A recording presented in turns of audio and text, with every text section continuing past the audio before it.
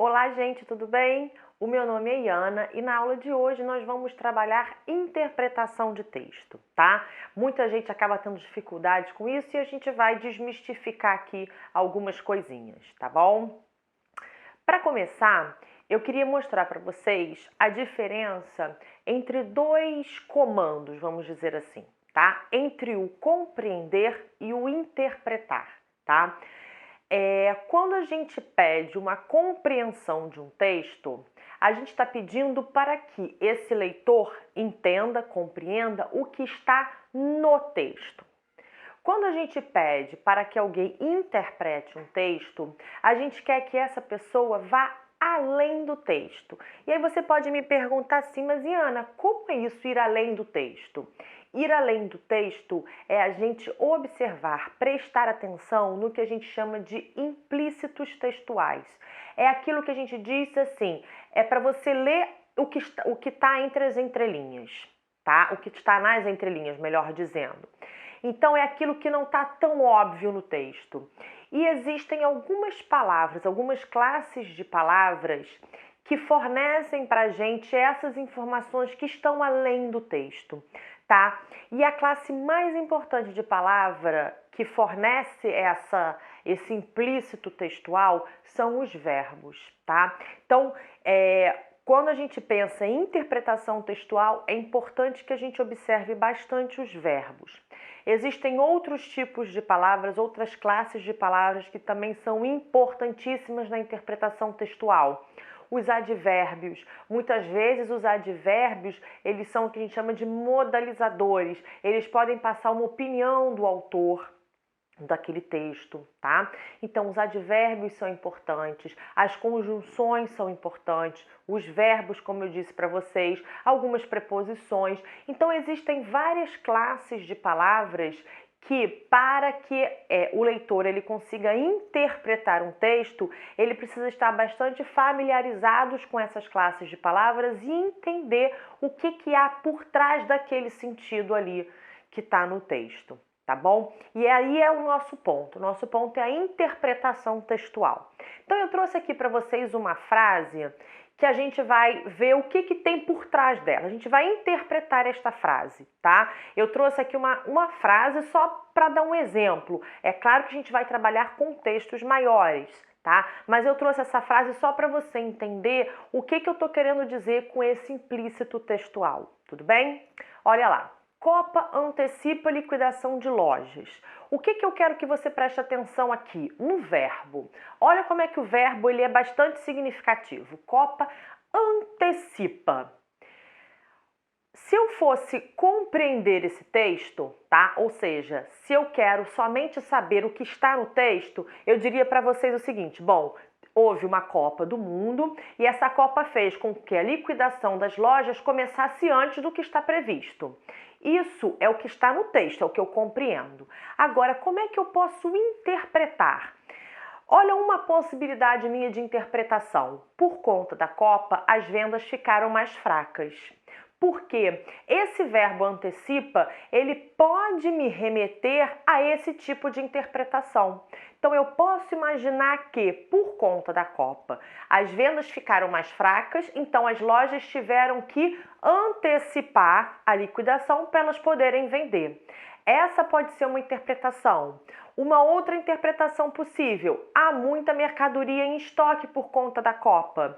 Então, as vendas ficaram reduzidas, ficaram mais fracas, há muita mercadoria em estoque, então o que as lojas precisam fazer? Antecipar essa liquidação, ok? Então, reparem que o que me possibilita interpretar esse texto, essa frase, essa oração, é exatamente o verbo antecipar. Olha como é que é forte a carga semântica desse verbo, tá? Vamos agora ver um texto maior. Isso aqui foi uma questão do Enem, tá? E o que eu quero mostrar para vocês? Quando vocês estiverem diante de questões, eu sugiro sempre que você leia a questão antes de ler o texto. A gente costuma explicar que uma única leitura não basta, tá? Mas assim, eu não posso medir o tempo que você vai ter para fazer a prova, o tempo que você disponibilizou para fazer uma determinada prova. Então, às vezes, o aluno ele não tem a condição de ler aquele texto várias vezes, como seria o ideal, tá? Então, a minha recomendação, primeiro você vai ler a questão. Porque quando você sabe o que a questão está pedindo, quando você for fazer uma leitura atenta do texto, você já vai com aquele foco, você já vai tentando ver no texto a resposta para a sua questão, tá? Então vamos para a questão. De acordo com o texto, o impacto causado pela internet propicia.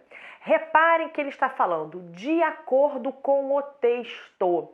Se ele está me pedindo de acordo com o texto, ele quer que eu compreenda ou que eu interprete?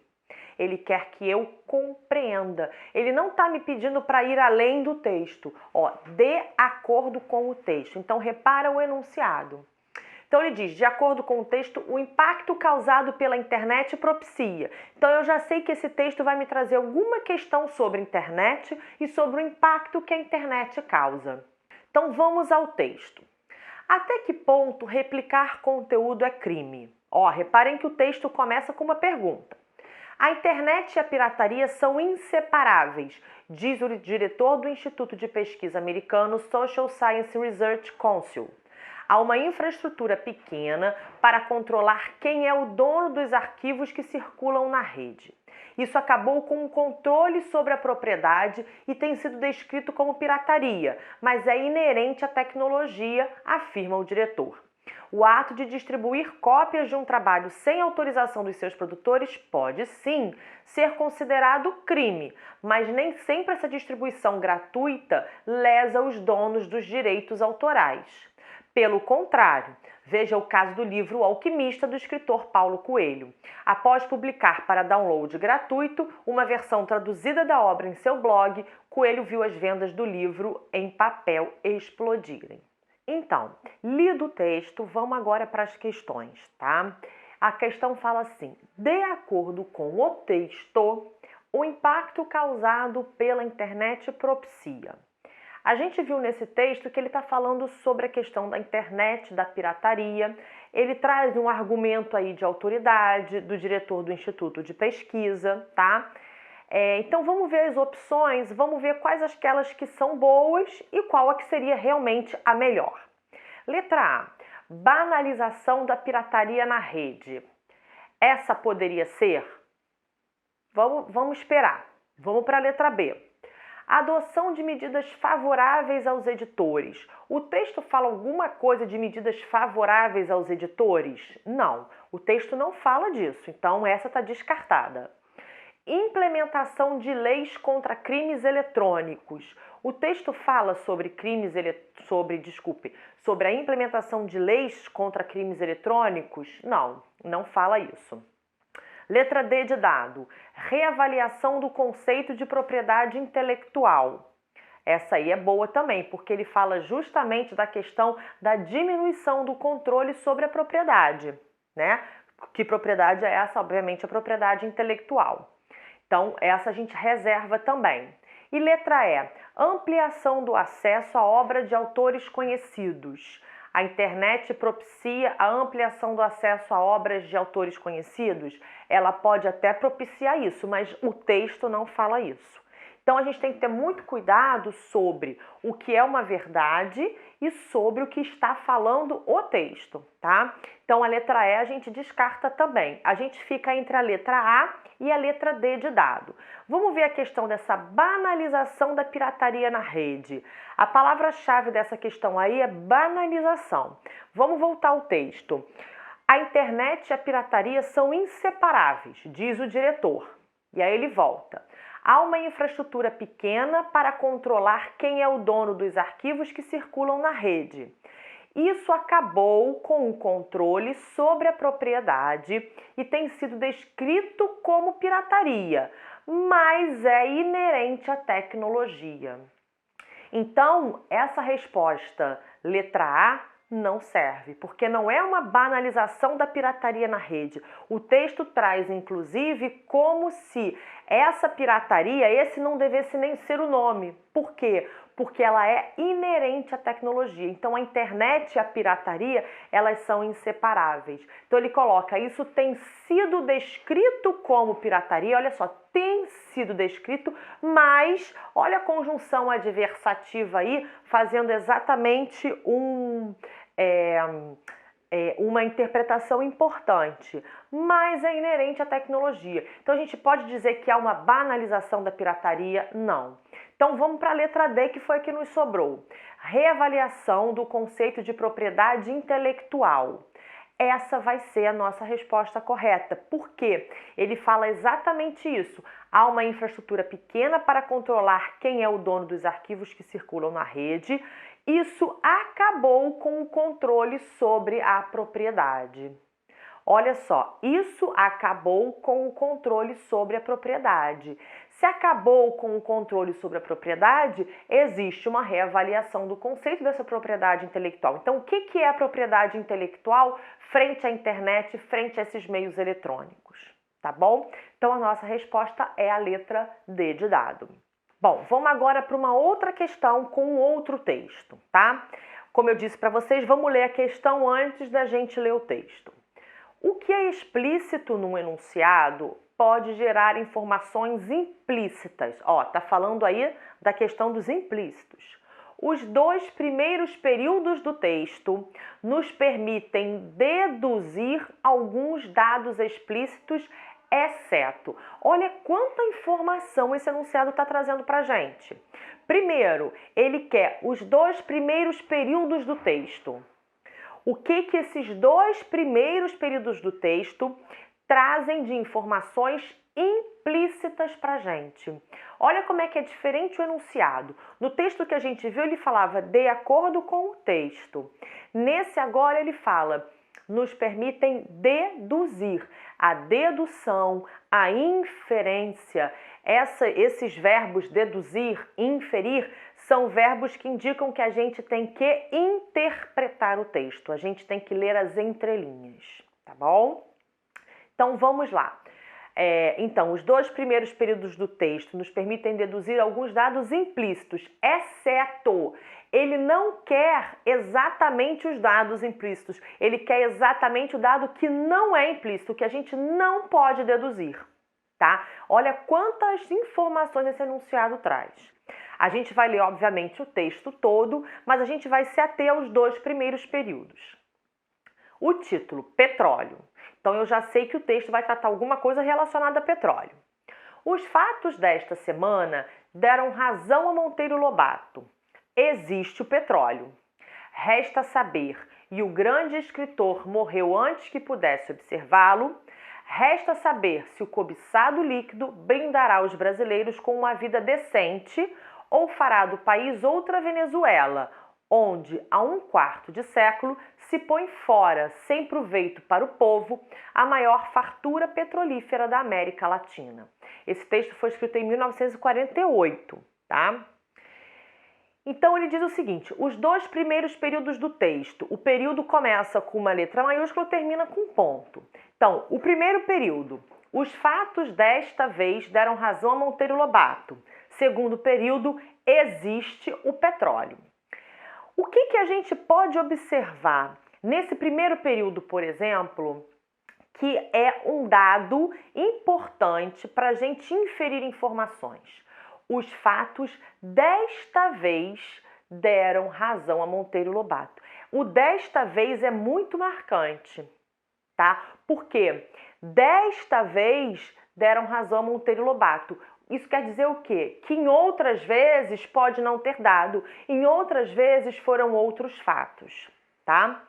Então, os dois primeiros períodos do texto nos permitem deduzir alguns dados implícitos, exceto, ou seja, o que a gente não pode inferir. Monteiro Lobato defendia a existência de petróleo no país? Isso é certo ou é errado? É certo, ele defendia, porque os fatos deram a razão a Monteiro Lobato, existe o petróleo. Ou seja, Monteiro Lobato dizia que existia o petróleo. Então, a letra A está descartada. Nem sempre as posições de Monteiro Lobato tinham apoio nos fatos. Certo ou errado? certo? Eu acabei de falar para vocês, os fatos desta vez deram razão a Monteiro Lobato. Isso quer dizer que em outros momentos poderiam não ter dado razão a ele. Olha o implícito aí do desta vez, tá? Então a letra B ela está correta. Então a gente vai anular porque a gente quer o que não se pode deduzir. Letra C. Monteiro Lobato era figura conhecida na época de elaboração dos fatos. É claro, se está falando dessa vez os fatos deram razão a Monteiro Lobato, obviamente que ele era uma figura conhecida. Os fatos não são apoio incontestável de argumentos. Claro, olha só, os fatos desta vez deram razão a Monteiro Lobato. Existe o petróleo. E aí ele continua. Então, os fatos não são apoio incontestável de argumentos, porque os fatos desta vez deram razão. Em outras vezes, talvez os fatos não dessem a razão, tá? Então, os fatos, eles podem sim ser contestados, ok? Então, a letra D também não pode. Essa letra D aí, ela é uma pegadinha, porque ele usa duas negativas. Os fatos não são apoio e ele ainda quer a opção errada. Então, nós temos duas negativas aí, tá? Então, fiquem atentos. E a letra E? Os fatos a que alude o texto dizem respeito à descoberta de petróleo no país. Desculpa, de petróleo no Brasil.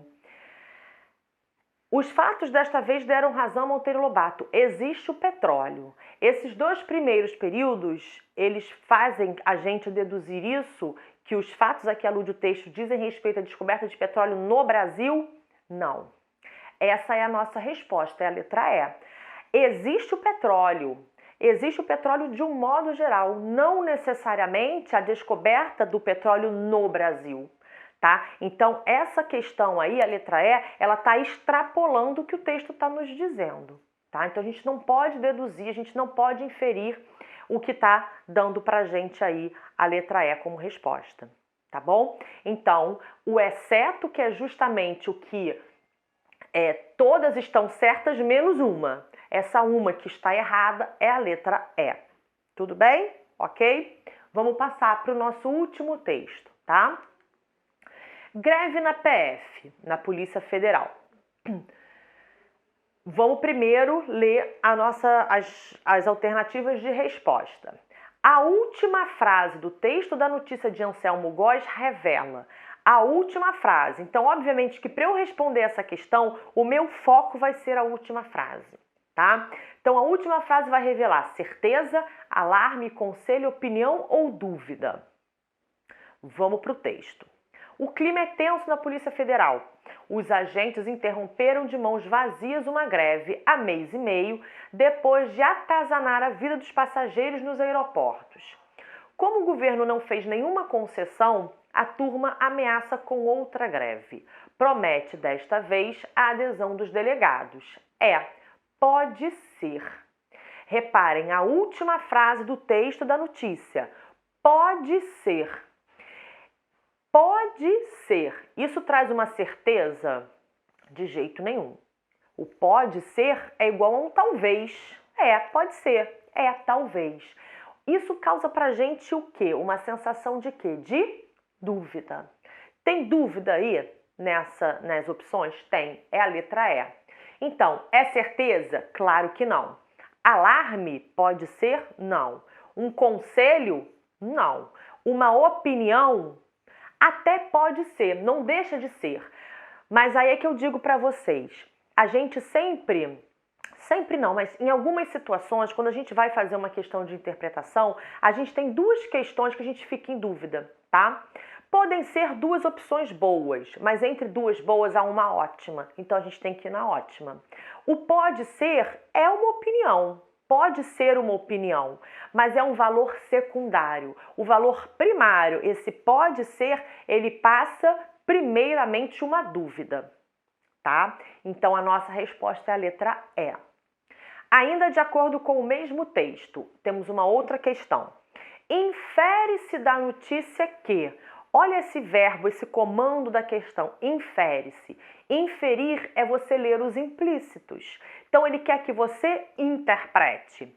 Infere-se da notícia que A Polícia Federal está em greve permanentemente. A gente pode dizer isso? Tem alguma leitura nossa que diga que eles estão sempre em greve? Não.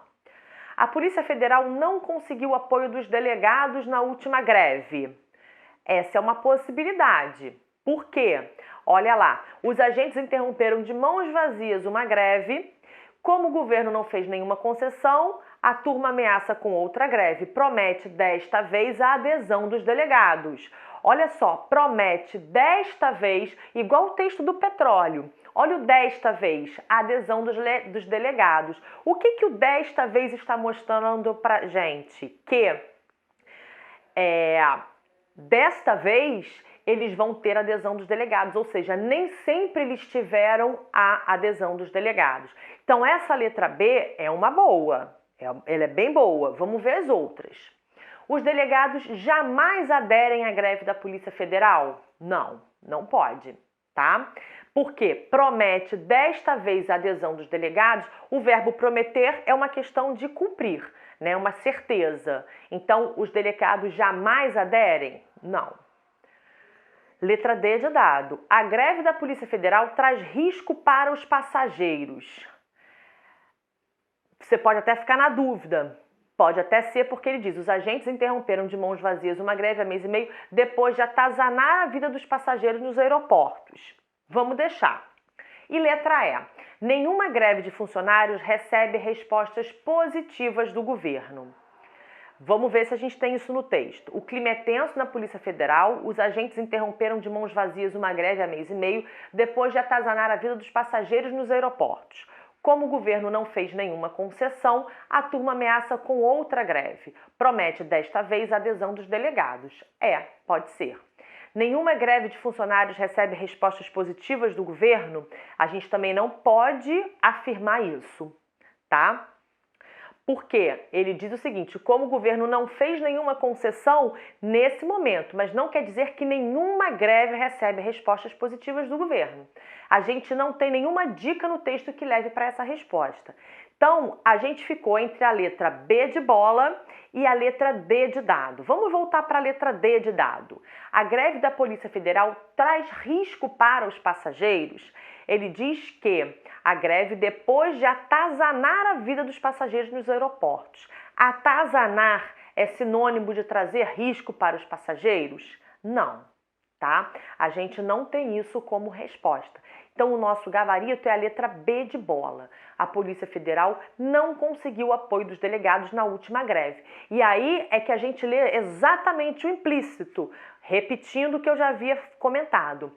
Promete desta vez a adesão dos delegados. Ou seja, desta vez vai ser uma próxima vez, vai ter adesão. Significa que antes não havia tido adesão. Então, desta vez haverá. Ou seja, nem sempre eles conseguem o apoio desses delegados. Então, reparem que os implícitos, a gente pega alguma informaçãozinha, alguma palavra, uma expressão, um verbo, uma locução, uma conjunção, que vai fazer com que a gente possa daí inferir outras informações, tá? E aí que é a grande beleza da interpretação e a grande beleza da língua portuguesa com essas marcas linguístico-gramaticais que permitem a gente fazer outras leituras, leituras que vão além do que está exatamente escrito aí no texto, tá bom?